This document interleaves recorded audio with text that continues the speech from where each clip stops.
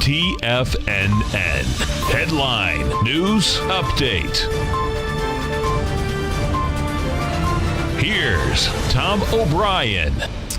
Welcome, folks. We have the Dow Industrials down 45. The Nasdaq is off 8. S&Ps are down 4. We have the gold contract up $7.50, trading at $11.85. Silver's up 9 cents at $16.56.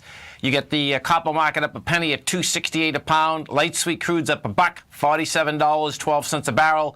Notes, 10-year note up 10 ticks, 125.17. 30-year bond up 20 ticks, 153.14. King dollar down 81 ticks at 101.470. The euro is at 105, and the yen is trading out at 112.59.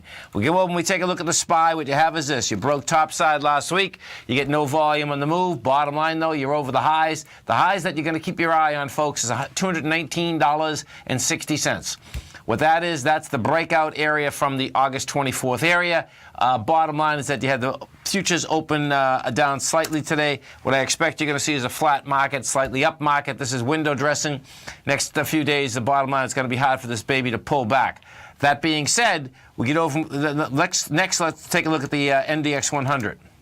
So the composite's at high is actually quite a bit over its highs, 53.42. That's the number that you're going to keep your eye on the composite. NDX 100, the 3 Qs. 3 Qs are trading at a price point of $118.73. That number, folks, is $119.66. Bottom line, the Qs are going to basically give us quite a bit of information. We'll see how they tried to attack this 119.66 area. The Qs are the only major indice when you talk about the Dow, the Nasdaq, the S&Ps, and the Russell that hasn't made it up into its highs. Now, let's go over to the gold market. What do you have with gold? Gold is trying to get off the bottom right now. Gold got to a price point today of $11.97. You've done 116,000 contracts. Bottom line, gold has to get back inside 12.18. That's the number that you want to keep your eye on. I do expect we're going to build some cause in order to get back inside that number.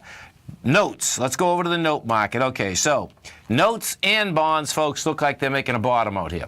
We are at 125.15. If you go take a look at the bond market, what you're going to see is this. Bond market, big retracement, no two ways about that, but guess what? You're coming right back into the area from January of 2016. You didn't break the lowest swing point. The lowest swing point is 147.11. We got down last week to the price point of 151.19, and now good old King Dollar. So King Dollar and bonds are going to tell us where this market wants to go. Sunday night, King Dollar trades down to 100.675. The number to keep your eye on, the number where we broke out from is King Dollar, is 100.660. It looks to me that good old King Dollar is building cause to get back inside that area. Now, when you get a false break topside, which it looks like this very well could be, you get back inside that area, what you'll end up seeing is that you end up seeing King Dollar the next 6, 7, 8 months, get back down to the 91 area. So we're right at an inflection point right now. Not only inside King Dollar, it's inside King Dollar, it's inside the bond market, and it's inside the metal market. The way that the XAU and the HUI traded last week, it looks to me that the metal market is also saying it wants higher price. Specifically, is that the XAU and the HUI and the equities did not go to lower price as the metals went to lower price. That's showing that the strength inside the actual physical gold and silver equities. And what I expect we're going to see out here, we're going to see out here higher price. You're going to see the market flatten out this week because of window dressing. Bottom line is that once this window dressing is over, I expect you're going to see slightly lower prices coming at us. The bottom line is that for the rest of this year, we only have 24 trading days left in this year. So it very well might be a good old 2017 before we see a real downdraft. This 10 a.m. update is brought to you each and every day by Everbank. For more information on the products they offer, you can give a call at 855-750-4051 or visit everbank.com/TFNN. Have a great day. Have a safe day. Look forward to speaking to you right back here tomorrow morning, 10 o'clock.